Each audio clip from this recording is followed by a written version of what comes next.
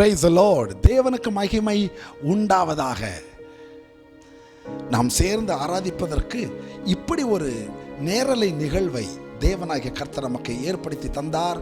அதற்காக நான் தேவனை மகிமைப்படுத்துகிறேன். நாம் சேர்ந்து ஆராதிக்க போகிறோம். நாம் இருக்கிற இடங்களிலே கண்களை மூடி முதலாவது நாம் சேர்ந்து ஜெபம் பண்ணுவோமாக. கண்களை மூடி ஜெபிக்கலாமா? எங்கள் அன்பின் பரலோகத்தின் நல்ல பிதாவும் இரக்கங்களையும் தயவுகளையும் பாராட்டுகிற பரிசுத்தமுள்ள நல்ல கர்த்தாவே, இந்த நல்ல காலை நேரத்துக்காய் ஸ்தோத்திரம். உம்முடைய பிள்ளைகளாகிய நாங்கள் உம்முடைய பரிசுத்தமுள்ள முகத்தை நோக்கி பார்ப்பதற்கு கர்த்தர் எங்களுக்கு பாராட்டின தயவுகளுக்காகவும் இரக்கங்களுக்காகவும் நாங்கள் உமக்கு ஸ்தோத்திரங்களை ஏறெடுக்கிறோம். இந்த காலை நேரத்தில் எங்களோடு பேசுங்க. நாங்கள் பாடுவதற்கும் ஆராதிப்பதற்கும் கர்த்தருடைய நாமத்தை மகிமைப்படுத்துவதற்கும் எங்களுக்கு தேவன் கிருபைகளையும் தயவுகளையும் பாராட்ட வேண்டும் என்று இரக்கம் நிறைந்த உம்முடைய நாமத்தில் நாங்கள் ஜெபிக்கிறோம். ஆசீர்வதிக்கிற தேவன் நீங்க எங்களுக்கு ஆசீர்வாதங்களை பொழிந்தருளும். இயேசு கிறிஸ்துவின் நாமத்தில் ஜெபிக்கிறேன். ஜெபம் கேளும் பரலோகத்தின் நல்ல பிதாவே. ஆமென், ஆமென், ஆமென். தேவனுக்கு மகிமை உண்டாகட்டும். நாம் இப்போது சேர்ந்து தேவனுடைய கிருபை உள்ள நாமத்தை பாடி நாம் ஒருமித்து மகிமைப்படுத்த போகிறோம். கர்த்தருக்குள் மிகவும் பிரசித்தமான பாஸ்டர் ஜே.வி. பீட்டர் அவர்கள் தன்னுடைய வாழ்க்கையின் அனுபவத்தில் இருந்து எழுதி அவரே பாடி பல வருஷங்கள், எனக்கு தெரிந்து ஒரு 30 வருஷங்களுக்கு மேலாக வல்லமையாய் அநேக ஆயிரங்களால் பாடப்பட்டு ஆறுதல் பெற்ற அழகான ஒரு பாடல், எண்ணி எண்ணி துதி செய்வாய். சேர்ந்து பாடி தேவனுடைய நாமத்தை நாம் ஒருமித்து மகிமைப்படுத்த போகிறோம். Glory to God. Hallelujah.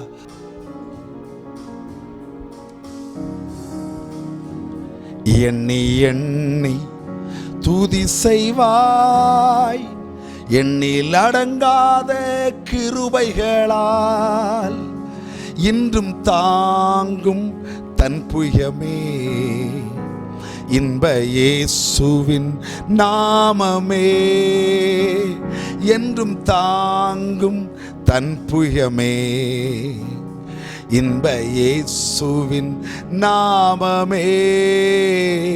எண்ணி எண்ணி துதி செய்வாய், எண்ணில் அடங்காத கிருபைகளால் இன்றும் தாங்கும் தன் புயமே, இன்ப இயேசுவின் நாமமே, என்றும் தாங்கும் தன் புயமே, இன்ப இயேசுவின் நாமமே.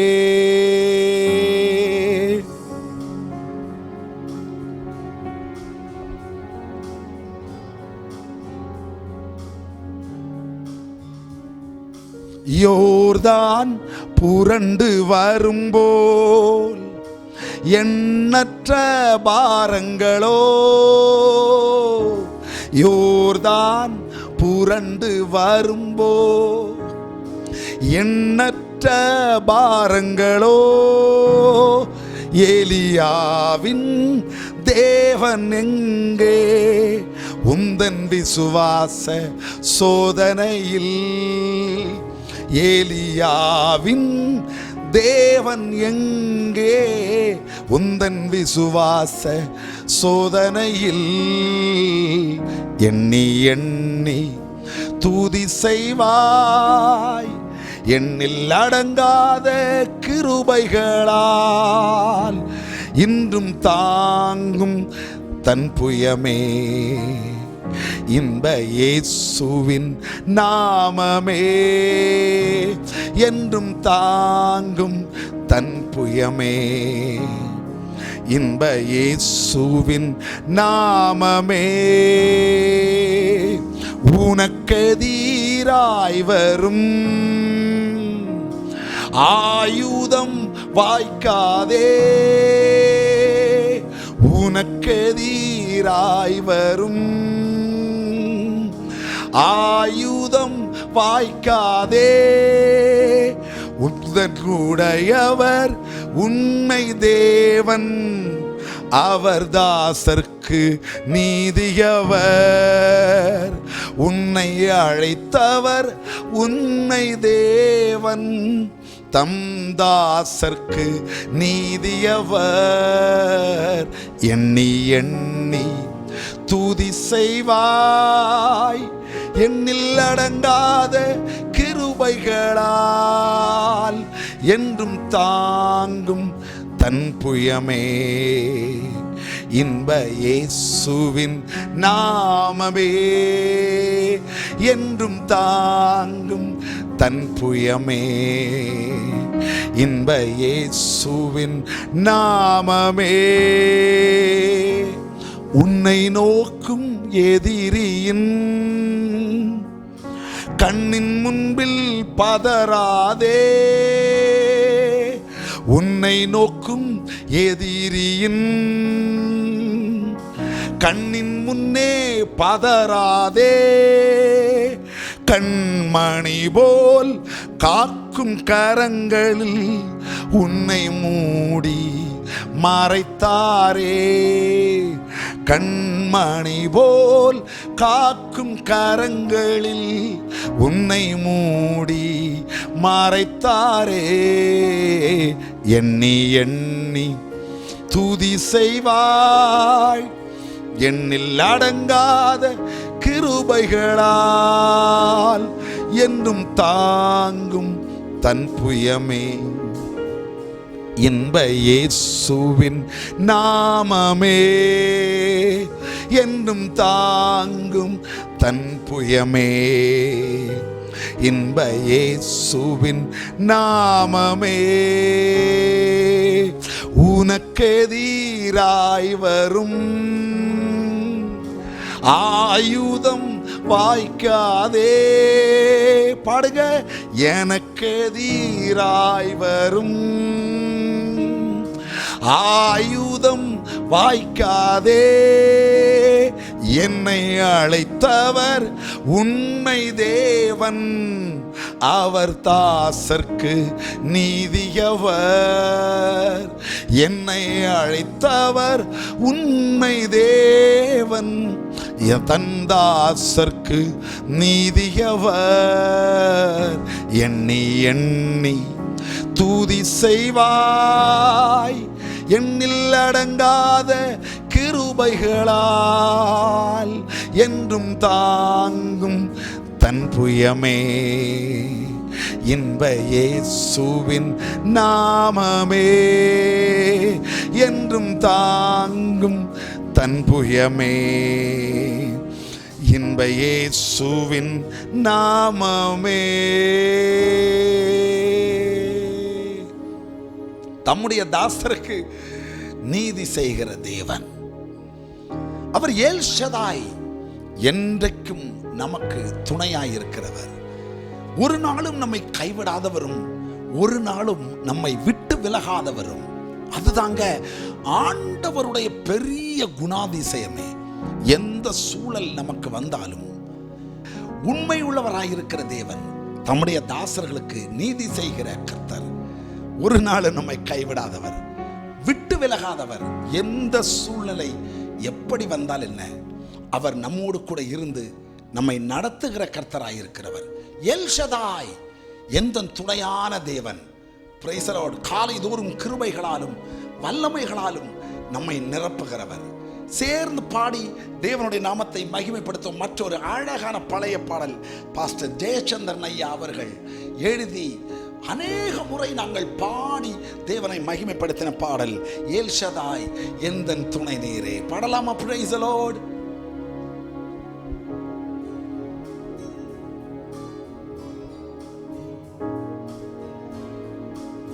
Yes, glory.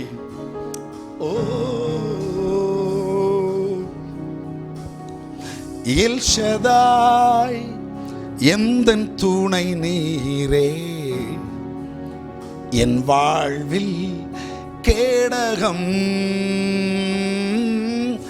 எல் ஷதாய் எந்தன் துணை நீரே, எந்தன் வாழ்வில் கேடகம்.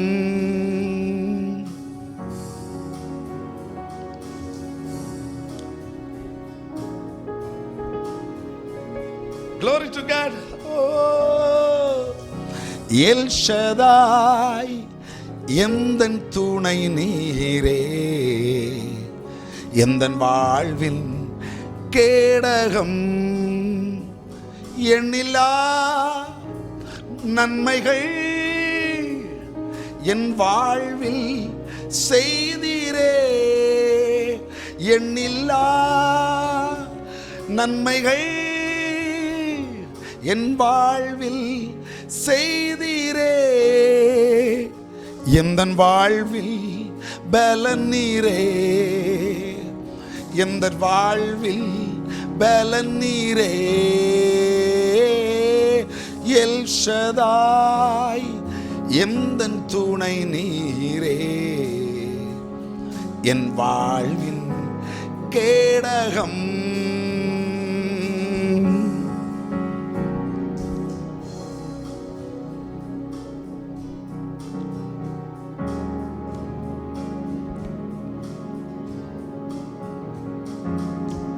காலைதோறும் கிருபை பொழியும் கிருபையே ஸ்தோத்திரம்.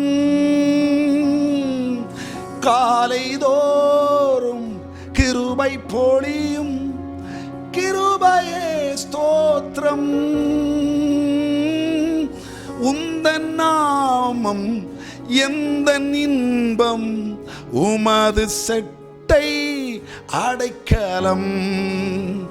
உந்தன் நாமம் எந்தன் இன்பம், உமது செட்டை அடைக்கலம்.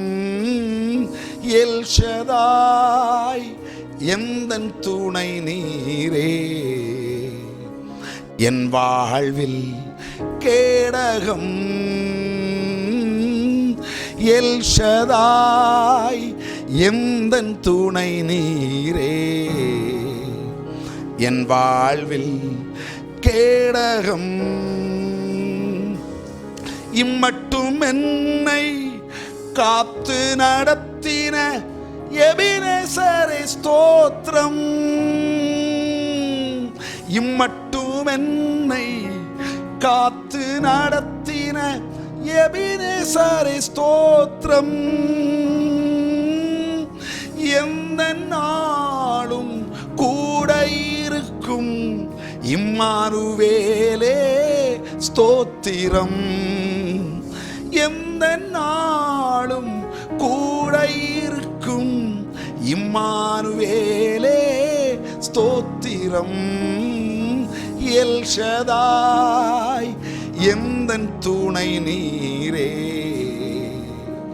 என் வாழ்வில் கேடகம். எல் ஷதாய் எந்தன் துணை நீரே. என் வாழ்வில் கேடகம். யெகோவா ஈரே எந்தன் தேவைகள் பார்த்து கொள்வீரே. யெகோவா ஈரே எந்தன் தேவைகள் பார்த்து கொள்வீரே. எந்தன் வாழ்வில் சமாதானமே. யெகோவா ஷாலோம் ஸ்தோத்திரம். எந்தன் வாழ்வில் சமாதானமே. யெகோவா ஷாலோம் ஸ்தோத்திரம். எல் ஷதாய் எந்தன் துணை நீரே. என் வாழ்வில் கேடகம். எல் ஷதாய் எந்தன் துணை நீரே. என் வாழ்வில் கேடகம். யெகோவா ராஃபா எந்தன் நாளும் எந்தன் பரிகாரி. யெகோவா ராஃபா எந்தன் நாளும் எந்தன் பரிகாரி. எந்தன் நாளும் வெற்றி தருவீர். யெகோவா நிசியே ஸ்தோத்திரம். எந்த நாளும் வெற்றி தருவீர். யெகோவா நிசியே ஸ்தோத்திரம். எல் ஷதாய் எந்தன் துணை நீரே, என் வாழ்வில் கேடகம். பாடுங்கள். எல் ஷதாய் எந்தன் துணை நீரே, என் வாழ்வில் கேடகம். எண்ணில்லா நன்மைகள் என் வாழ்வில் செய்தீரே, எண்ணில்லா நன்மைகள் என் வாழ்வில் செய்தீரே, என் வாழ்வின் பலன் நீரே, என் வாழ்வின் பலன் நீரே. எல் ஷதாய் எந்தன் துணை நீரே, என் வாழ்வில் கேடகம்.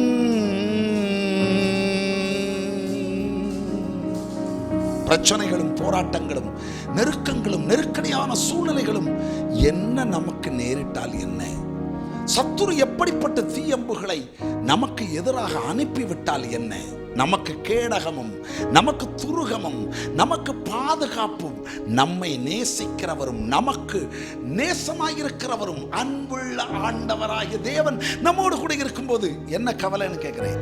எபினேசராயிருக்கிற தேவன் உங்களுடைய வாழ்க்கையில் என்னுடைய வாழ்க்கையில் இன்றைக்கு ஒரு பெரிய விடுதலையை கட்டளையிட போறார். என்னோடு கூட இணைந்து கொண்டிருக்கிற ஜெப விண்ணப்பங்களை இன்பாக்ஸில் அனுப்பி கொண்டிருக்கிற எல்லா தேவனுடைய பிள்ளைகளுக்காக நான் தேவனுக்கு நன்றி செலுத்துகிறேன். கட்டாயமாக நிச்சயமாக உங்க வாழ்க்கையில் நீங்கள் இதுவரை அனுபவிக்காத ஒரு பெரிய விடுதலை இன்றைக்கு உண்டாக போகிறது. பெரும்பாலும் தேவனுடைய பிள்ளைகள் தங்கள் வாழ்க்கையில் பெரிய பெரிய இழப்புகளை சந்தித்திருப்பார்கள். இதை சந்திக்காத யாருமே இருக்க மாட்டாங்க. இழப்புகள், இழந்து போயிருப்பாங்க. எல்லாம் இருந்திருந்திருக்கும், திடீரென்று இழந்து போயிருந்திருப்பார்கள்.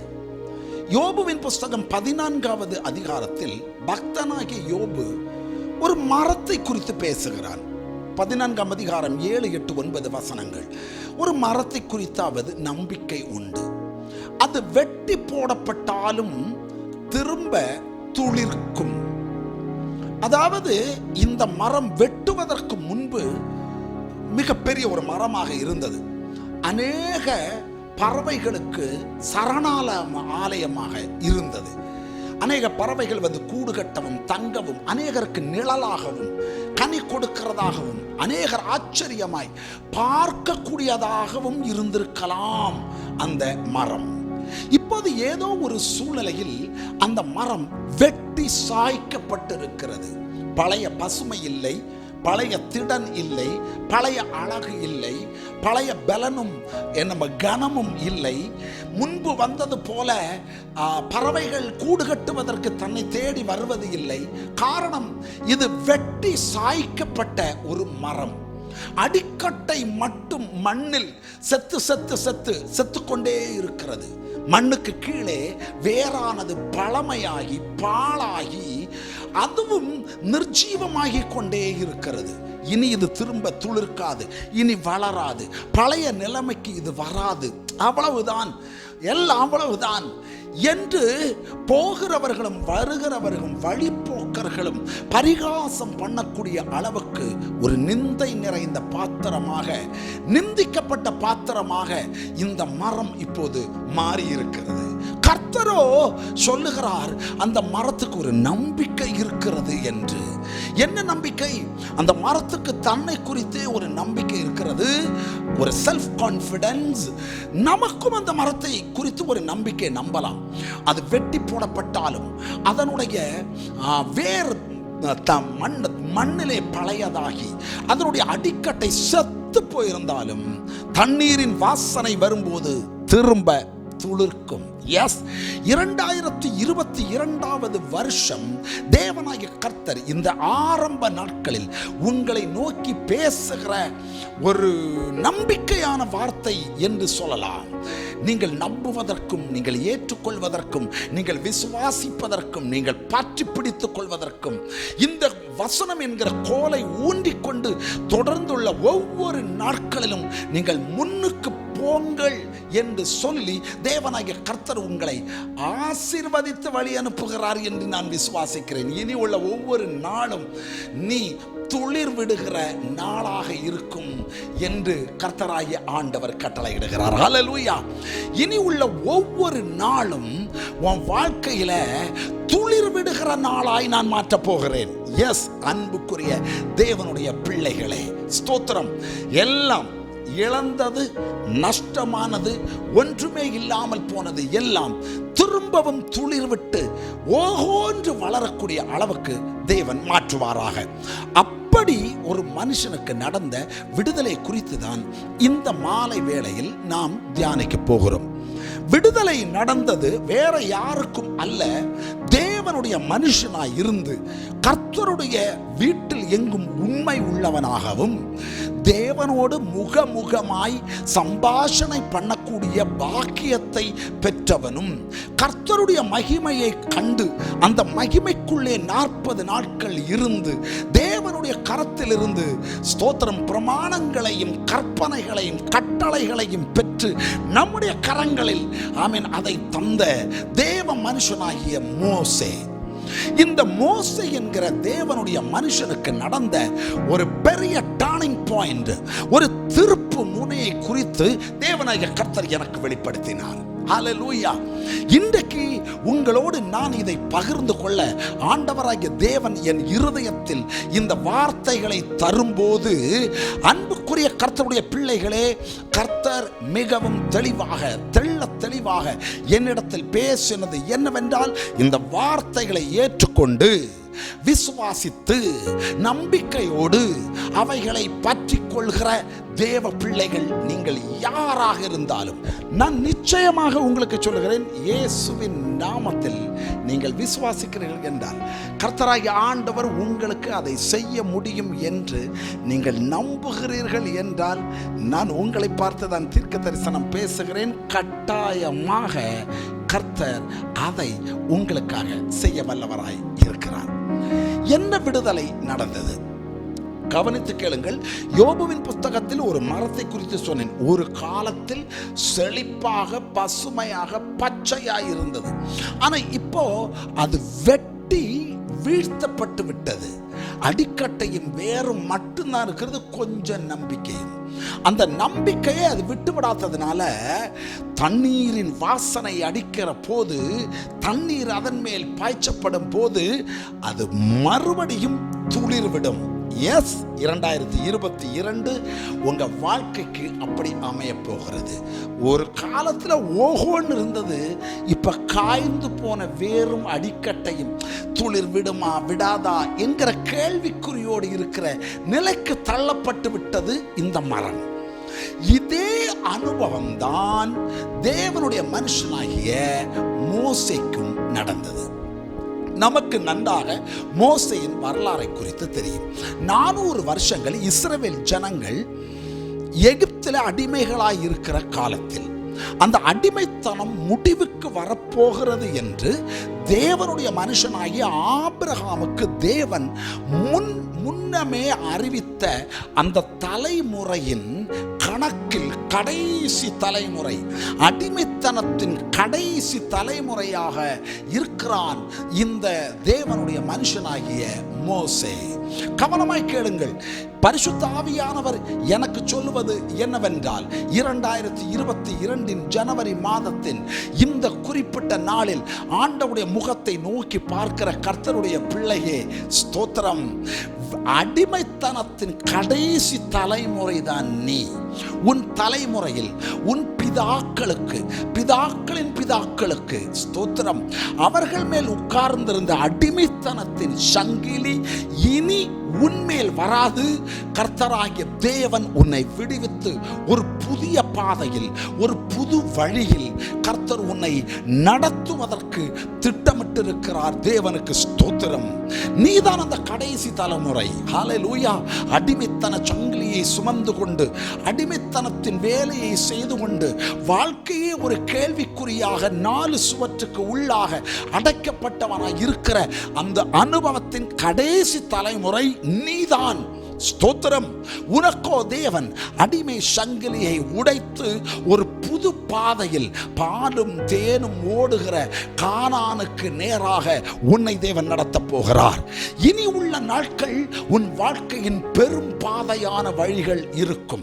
இடுக்கமும் நெருக்கமும் ஒடுக்கமும் மாறி, ஸ்தோத்திரம், தேவனால் நடத்தப்படுகிற பகல் மேக ஸ்தம்பத்திலும் ராத்திரி அக்கினி ஸ்தம்பத்திலும் மகிமை இறங்கி வந்து நடத்துகிற ஒரு தலைமுறையாய் தேவனாகிய கர்த்தர் உங்களை மாற்றப் போகிறார். 2022 தேவனாகிய கர்த்தர் மகிமையாய் உன்மேல் இறங்கி வந்து உங்களை கொண்டு சேர்க்க வேண்டிய இடத்தில், உங்களை கொண்டு என்ன காரியத்தை ஆண்டவர் செய்ய வேண்டும் என்று திட்டமிட்டிருக்கிறாரோ அந்த காரியங்களை செய்து உங்களை கொண்டு சேர்க்க வேண்டிய இடத்தில் சேர்க்கும் அளவுக்கும், கழுகுதன் கூட்டை கலைத்து குஞ்சுகளுக்கு மீதே பறக்குமா போல சிறகை விரித்து தன் தோள் மேலே உங்களை சுமந்து ஒருவராய் உங்களை இந்த ஆண்டு முழுவதும் தேவன் விடுதலையாய் நடத்துவாராக.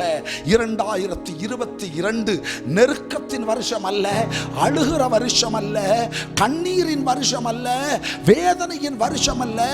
உனக்கு விடுதலையோடும் ஆடல் பாடல் சப்தத்தோடும் தப்போடும் கிண்ணறத்தோடும் தேவனை மகிமைப்படுத்தி மன்னாவை புசித்துக் கொண்டு தேவ மகிமைக்கு கீழாக பயணப்படுகிற, ஹல்லேலூயா, ஒரு புது பயணத்தையும் விடுதலை பயணத்தையும் தேவன் உங்களுக்கு கட்டளையிடுவாராக.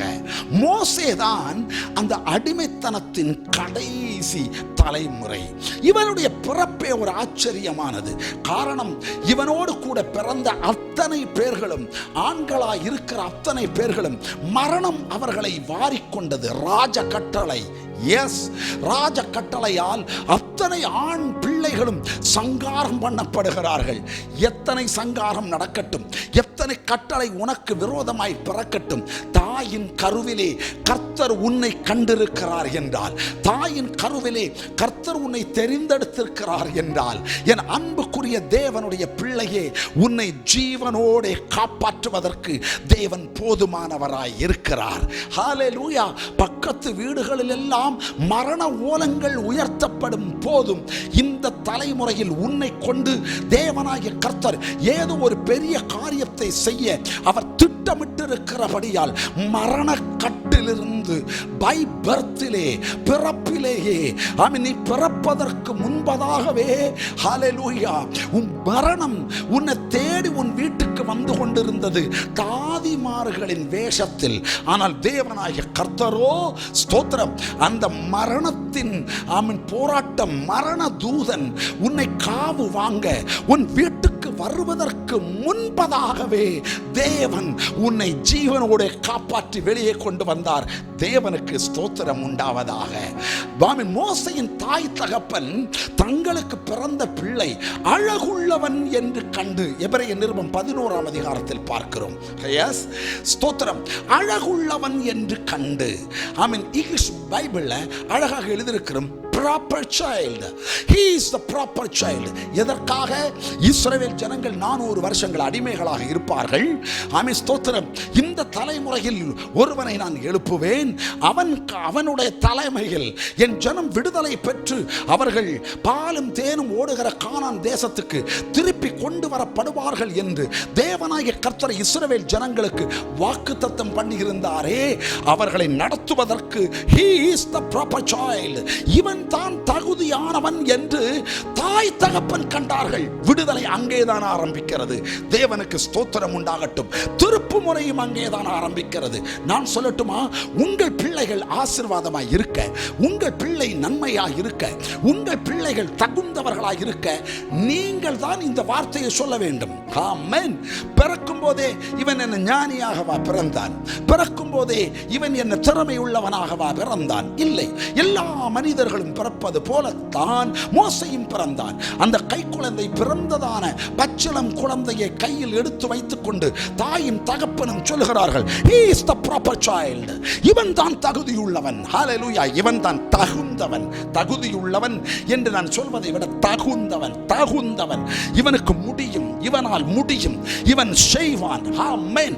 அன்றைக்கு அவர்கள் ப்ரோக்ளைம் பண்ணின, அறிக்கையிட்ட விசுவாசத்தின் படியே நடந்தது. என்னை கவனித்துக் கொண்டிருக்கிற அன்புக்குரிய பெற்றோர்களே, உங்கள் பிள்ளைகளை சீக்கிரமாக கூப்பிடுங்கள். தலைகளின் மேல் கரத்தை வையுங்கள். உங்கள் வாயில் சொல்லுங்கள், விசுவாசத்தோடு சொல்லுங்கள், இயேசுவின் நாமத்தில் இவன் தான் என் குடும்பத்துக்கு தகுந்தவன். ஹல்லேலூயா. இவன் தான் எங்களை நடத்துவதற்கு தகுந்தவன். இவன் தான் உயர்ந்த நிலைக்கு வருவதற்கு தகுந்தவன் என்று சொல்லி பாருங்கள். நீங்கள் உங்கள் பிள்ளைகளை ஆசீர்வதிக்கிற ஆசீர்வாதங்கள் உங்கள் பிள்ளைகள் மேல் வந்து உட்காரும். தேவனுக்கு ஸ்தோத்திரம். இப்படி மோசேயின் பிறப்பிலேயே அதிசயங்கள் தான். அவனை நமக்கு நன்றாக தெரியும். நாணல் பெட்டியில் வைத்து இவன் மரித்து விடக்கூடாது என்பதற்காக ஆமென், மோசே என்கிற குழந்தையை கொண்டு போய் நீல நதியில், நைல் நதியிலே விட்டு விட்டார்கள். அந்த நதியிலே குளிக்க வந்த பார்வோனின் மகள் அந்த பெட்டகத்தை பார்த்து, நாணல் பெட்டியை பார்த்து, உள்ளே இருக்கிற குழந்தையை பார்த்து அதன் மேல் ஈர்ப்பு உண்டாகி அதை கொண்டு போய் அடிமை பெண்ணின் வயிற்றில் பிறந்த பிள்ளை என்பதை அறிந்தும் கூட அதை கொண்டு போய் தன்னுடைய பிள்ளையாக வளர்க்கிறாள். மோசேயின் முதல் 40 ஆண்டுகள், கவனமாக கேளுங்கள், first 14 years, முதல் 40 ஆண்டுகள் அரண்மனையில ஒரு இளைய ராஜாவாக, தளபதியாக, இன்னும் கொஞ்சம் கூட சொல்லலாமா, குட்டி ராஜாவாக, ராஜா வீட்டு பிள்ளையாக, பார்வோன் ராஜாவுக்கு அடுத்த ஸ்தானத்தில் என்ன சொல்லலாம், இருக்கிறவனாக, ஆமென், சிற்றரசனாக, அப்படி ராஜபோக வாழ்க்கை, உடுத்திருக்கிற வஸ்திரம் ராஜ வஸ்திரம், சாப்பிடுகிற ஆகாரம் ராஜ சாப்பாடு, தங்குகிற இடம் பார்வோனின் அரண்மனை, வலப்பக்கம் இடப்பக்கம் காவலர்கள், அதிகாரங்கள், பணங்கள், செல்வங்கள், செல்வத்தின் செழிப்பு, என்ன சொல்லலாம். ஒரு மனுஷன் எப்படி எல்லாம் வாழ வேண்டுமோ அந்த நிலையில் ஹை லெவலில் வாழ்ந்தவன் மோசே. எத்தனை வருஷம்? 40 வருஷம். Praise the Lord. அப்படி இருக்க இந்த மோசே ஒரு நாள் வெளியே வந்து பார்க்கும்போது ஒரு எபிரேயனை, ஒரு எகிப்தியன் வழக்காடுவதை கண்டு, தன்னுடைய ஜனம் கஷ்டப்படுவதை கண்டபோது அவன் மனம் இறங்கி ஒரு சின்ன சிம்பதி, கொஞ்சம் ஒரு மன இறக்கம் தன்னுடைய ஜனத்தின் மேல் வந்தபடியால் அந்த எகிப்தியனை அடித்து கொன்று விட்டான். எனவே கொலைகாரன் என்கிற ஒரு பட்டம் இவன் தலைமேல் வர பயந்து போய் அரண்மனையை விட்டுவிட்டு, ஒரே நாளில் அரண்மனையை விட்டுவிட்டு, அரண்மனை சாப்பாடை விட்டுவிட்டு, அரண்மனை ராஜவஸ்திரத்தை விட்டுவிட்டு, சரிங்களா, பார்வோனின் மகன் என்று அழைக்கப்படுவதை விட்டுவிட்டு, அடுத்த ஸ்தானங்களையும் மானங்களையும் உயர்வுகளையும் எல்லாவற்றையும் விட்டுவிட்டு எங்கேயோ அவன் ஓடி போனான். ஸ்தோத்திரம். ஓடி போன இடத்தில் 2ஆம் அதிகாரத்தில் நாம் கவனிக்கலாம். ஸ்தோத்திரம். 2வது அதிகாரத்தில் அவன் ஓடி ஓடி ஓடி ஒரு இடத்திற்கு போகும்போது, யாத்திரையாகமத்தின் புஸ்தகத்திலே சில சகோதரிகள் ஆடுகளை மேய்த்து கொண்டு அவர்கள் வருகிறார்கள். 17வது வசனம் 18வது வசனத்தில் இருந்து கீழ் நோக்கி நாம் இதை ஸ்தோத்திரம் பார்க்கலாம். கர்த்தருக்கு மகிமை உண்டாவதாக. அப்படியாக ஸ்தோத்திரம். அந்த ஆடு மேய்க்கிறவர்கள் வருகிற இடத்துக்கு போகும்போது அங்கே சில சகோதரிகள் தங்கள் ஆடுகளை மேய்த்து கொண்டு வருகிறார்கள். தண்ணீர் துறவண்டையில் காட்ட வேண்டும். அங்கே ஒரு பிரச்சனை உண்டாகிறது. இவன் போய் மோசே போய் அந்த பிரச்சனையை சால்வ் பண்ணி அவன் அந்த சகோதரிமார்களுக்கு தாமின் ஆடுகள் தண்ணீர் கொடுக்க உதவி செய்கிறான். அப்படி அவர்கள் தங்கள் வீட்டில் போய் சொன்னபோது அந்த மனுஷனை வீட்டுக்கு அழைத்து கொண்டு வருகிறார்கள். அந்த வீட்டில் இவன் தங்குவதற்கு சம்மதிக்கிறான். அந்த வீட்டில் ஒரு பெண்ணை திருமணமும் செய்து கொள்கிறான். கர்த்தருக்கு ஸ்தோத்திரம். இனிதான் ட்விஸ்டே ஆரம்பிக்கிறது. வேத புத்தகத்தில் இதே போல திருமணம் செய்தவன் தான் யாக்கோபும். இந்த யாக்கோபுக்கும் இந்த மோசைக்கும் ஒரு ஒற்றுமை இந்த விஷயத்தில் இருக்கிறது. என்ன விஷயம் தெரியுமா? மனைவியினுடைய தகப்பன் யாக்கோபின் மனைவியின் தகப்பனானாலும் மோசையின் மனைவியின் தகப்பனானாலும் ரொம்ப தந்திரமாக ஒரு காரியத்தை செய்து கொண்டார்கள். என்ன காரியம் தெரியுமா? தங்கள் மகளை திருமணம் செய்து கொடுத்தார்கள். கொடுத்துவிட்டு தங்கள் மகளை திருமணம் செய்து கொடுத்துவிட்டு ஒரு வேலையும் கொடுத்து கொண்டார்கள். என்ன வேலை? என் மகளோடு குடும்பமும் நடத்திக்கோ, என்னுடைய ஆடுகளையும் நீ மேய்த்துக் கொள்வாயாக. யாக்கோபுக்கும் அந்த வேலை தான், மோசேக்கும் அந்த வேலை தான். மோசைக்கு அப்படி ஆடுகளை மேய்க்கிற வேலை 40 ஆண்டுகள் செய்தான். வாவ்! முதல் 40 ஆண்டுகள் ஸ்தோத்திரம் ராஜபோக வாழ்க்கை. இரண்டாவது 40 ஆண்டுகள் வெட்டி போடப்பட்ட மரத்தை போல ஒரு அடிமை வேலை. வேலை செய்தாதான் சாப்பாடு. அதிலும் சம்பளம் கொடுத்தானா தெரியாது. யாக்கோபின் மாமனாய் இருக்க லாபான் 10 முறை யாக்கோபின் சம்பளத்தை எல்லாம் கட் பண்ணிட்டான், ஏமாத்தி போட்டான். இதே போல சில வேளை இவனுக்கும் நடந்திருக்கலாம் என்று தான் சொன்னேன். கர்த்தருக்கு ஸ்தோத்திரம். 40 ஆண்டுகள் மாமனுடைய ஆடுகளை, மனைவியின் தகப்பனுடைய ஆடுகளை மேய்ச்சு, அவர் எஜமானன், இவர் வேலைக்காரன். ஸ்தோத்திரம். மகளுடைய கணவனா இருந்தாலும் அவர் எஜமானன், இவர் வேலைக்காரன். இப்படியே தன் காலம் ஓடிக்கொண்டே இருக்கிறது. இவனுக்கு இப்ப தெரிந்ததெல்லாம் ஆடுகள் குட்டி போடுவது, ஆடுகள் சாப்பிடுவது, ஆடுகளுக்கு தண்ணீர் பாய்ப்பது, ஆடுகளை மந்தையில் படுக்க வைப்பது. இந்த காலங்களில் கரடு முரடான மலைகளில், மேடுகளில், பள்ளங்களில் இதிலே நடந்து போய் காலத்தை ஓட்டிக்கொண்டே இருக்கிறான். அவன் கையில் அப்போதுதான் ஒரு கோல் வருகிறது. 40 ஆண்டுகளுக்கு முன்பாக இதே மோசையின் கையிலே அவன் பார்வோனின் அரண்மனையில் இருந்த போது இளவரசனின் கோல் அவன் கையில் இருந்தது. ஆனால் இப்போது அவன் கையில் மற்றொரு கோல் இருக்கிறது. கவனமாய் கேளுங்கள், அதுதான் முக்கியம். ஹல்லேலூயா. ஒரு கோல் இருக்கிறது. அது வேலை செய்கிற வேலைக்காரனுடைய கோல். இவன் ஒரு ஆடு மேய்க்கிறவன் என்று வெளியில இந்த கோலை பார்த்தாலே தெரிஞ்சு போயிடும். இவனுடைய வேலையினுடைய ஐடென்டிட்டி இதுதான். கர்த்தருக்கு ஸ்தோத்திரம். இவன் இன்ன வேலை செய்கிறவன். எனவே இந்த கோலை அவன் வைத்திருக்க, இது மோசையின் கோல். அதில் சில வேளை முத்திரை இருந்திருக்கலாம். யூதாவுக்கு இருந்தது பாருங்கள், இதே போல முத்திரை இருந்திருக்கலாம் இவனுடைய கோலில. கர்த்தருக்கு மகிமை உண்டாவதாக. இந்த கோல் தான் இவனுடைய ஸ்தோத்திரம் வேலை. இந்த கோல் இருக்கிறது வரைக்கும் இவன் மேய்ப்பன் வேலையை செய்ய வேண்டும். ரைட்? இவனுடைய ஃபினான்ஸ் இங்கே தான் இருக்கிறது. இவனுடைய பொருளாதாரம் இங்கே தான் இருக்கிறது. இவனுடைய வாழ்வாதாரம் இங்கே தான் இருக்கிறது. மனைவிக்கு, பிள்ளைகளுக்கு, எல்லாருக்கும் இந்த கோலில் இருந்து கிடைக்கிறது தான். இந்த கோலை வைத்து ஆடுகளை மேய்த்து கிடைக்கிற வருமானம், கிடைக்கிற பொருளாதாரத்தை வைத்துதான் தன் வாழ்க்கையை ஓட்டி கொண்டு போக வேண்டும். புரிந்து கொண்டீர்கள் என்று நான் விசுவாசிக்கிறேன். கர்த்தருக்கு ஸ்தோத்திரம். இப்போது 40 ஆண்டுகள் இப்படியே உருண்டோடி போயிற்று. முதல் 40 ஆண்டுகள் ராஜபோக வாழ்க்கை. அடுத்த 40 ஆண்டுகள் ஸ்தோத்திரம் நேரா அதற்கு தலைகீழான, விழுந்து போன, வெட்டப்பட்ட மரம் போல ஒரு சின்ன அடிக்கட்டையும் வேறும் மட்டும் இருக்கிற ஒரு வாழ்க்கை. Price the Lord. வனாந்தரத்திலே, மலைகளிலே, காடு மேடுகளிலே ஏறி இறங்கி நடந்து போகிற வாழ்க்கை. ஆமென். ஒரு நாள் வந்தது, ஆடுகளை மேய்த்து இந்த மோசே ரைட். அவன் தேவனுடைய பர்வதமாகிய ஓரேபு மட்டும் வந்தான். அங்கே எரிகிற முச்சடியில் தேவன் அவனுக்கு தரிசனமானார். எஸ், இந்த நாள் இந்த விடுதலை ஜெபத்திலே கர்த்தர் உங்களுக்கு தரிசனமாவாராக. நீங்கள் உட்கார்ந்திருக்க இடம் கர்த்தருடைய பரிசுத்த பூமி ஆவதாக. ஆமென். சில வேளை வீடா இருக்கலாம், ஆபீஸா இருக்கலாம், அலுவலகமா இருக்கலாம். எங்கே இருந்து இந்த வார்த்தை நீங்கள் கவனித்துக் கொண்டிருந்தாலும் நீங்கள் இருக்கிற இடத்தில் கர்த்தருடைய பிரசன்னம் இறங்குவதாக என்று நான் உங்களுக்கு சொல்லுகிறேன். தேவனுக்கு மகிமை உண்டாகட்டும். ஹல்லேலூயா.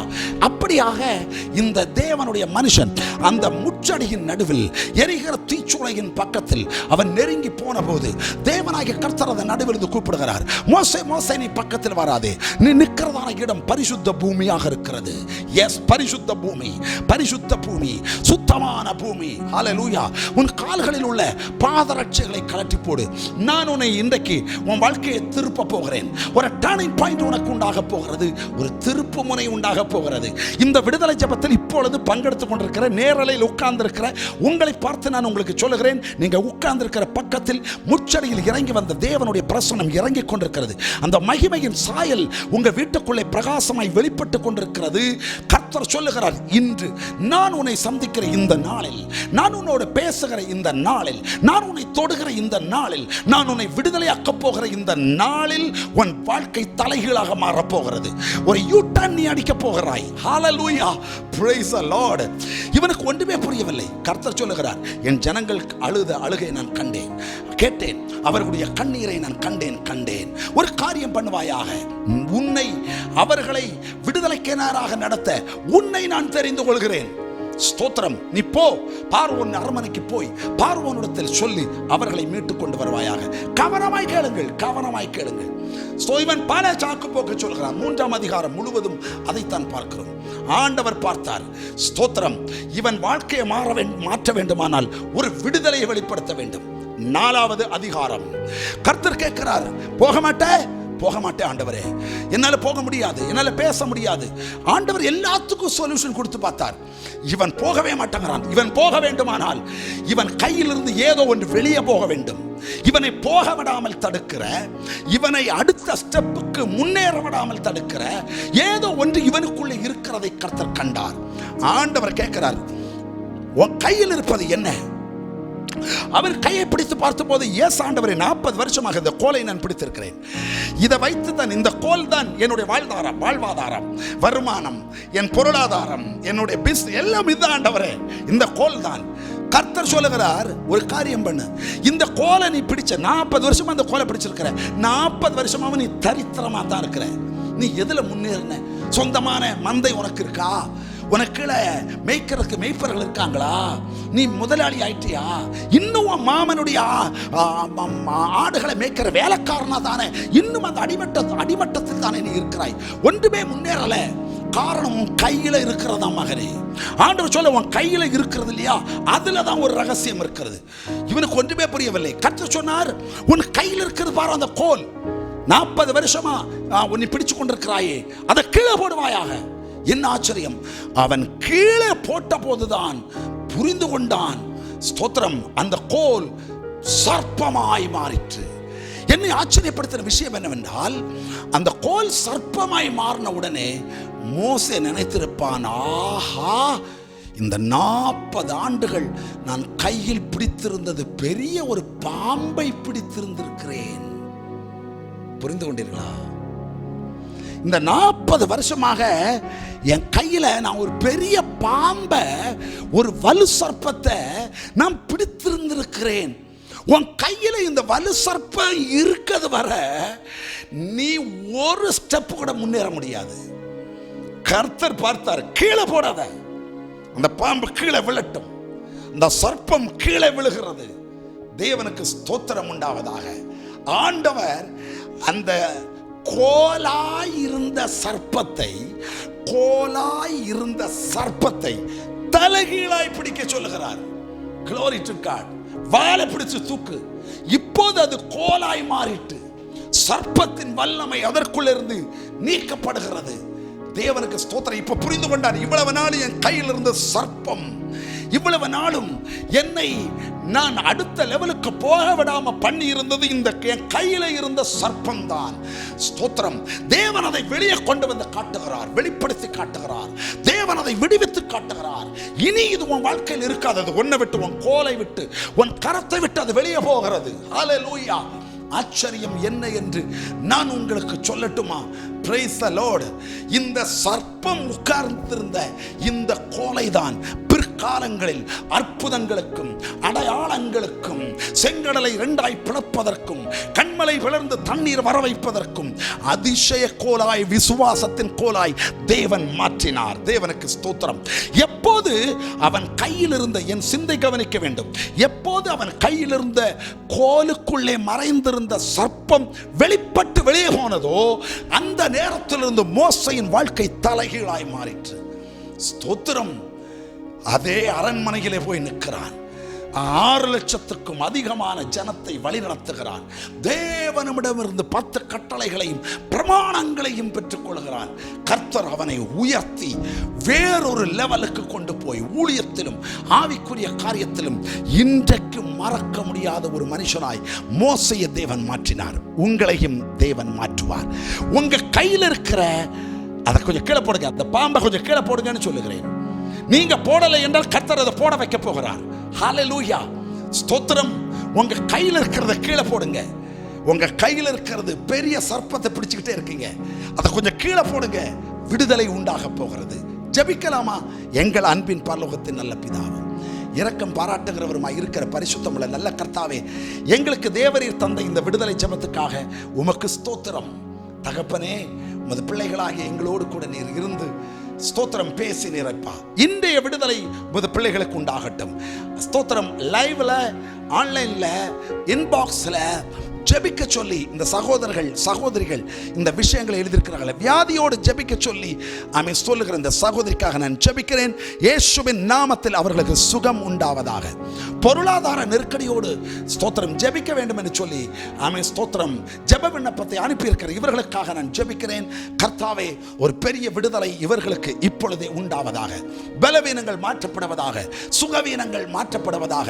தேவனுடைய அற்புதங்களும் தேவனுடைய அதிசயங்களும் தமது பிள்ளைகளுக்கு உண்டாகத்தக்கதாக கர்த்தர் இரக்கம் பாராட்ட வேண்டும் என்று நான் ஜெபிக்கிறேன். இயேசுவின் நாமத்தில் விடுதலை உண்டாகட்டும். இயேசுவின் நாமத்தில் சுகம் உண்டாகட்டும். இயேசுவின் நாமத்தில் சௌக்கியம் உண்டாகட்டும். இயேசுவின் நாமத்தில் ஹல்லேலூயா சேமம் உண்டாகட்டும்.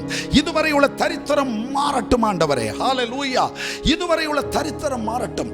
பரலோகத்திலிருந்து இறங்கின அக்னியால் மோசே ஆமென் தொடப்பட்ட போது, சந்திக்கப்பட்ட போது அவனுடைய வாழ்க்கை தலைகளாய் மாறிட்டே இவர்களுக்கும் அப்படி மாறுவதாக என்று நான் ஜெபிக்கிறேன். இயேசு கிறிஸ்துவின் நாமத்தில் ஜெபிக்கிறேன். ஜெபம் கேளும் பரலோகத்தின் நல்ல பிதாவே. ஆமென், ஆமென், ஆமென். God bless you. கர்த்தர் உங்களை அபரிமிதமாய் ஆசீர்வதிப்பாராக. அடுத்த வாரத்தில் இதே நேரம் இதே கிரைஸ்ட் ஸ்கொயர் பக்கத்தில் உங்களை விடுதலை ஜெபத்துக்காக சந்திக்கிறேன். அதுவரை தேவ சமாதானம் உங்களோடு இருப்பதாக. ஆமென்.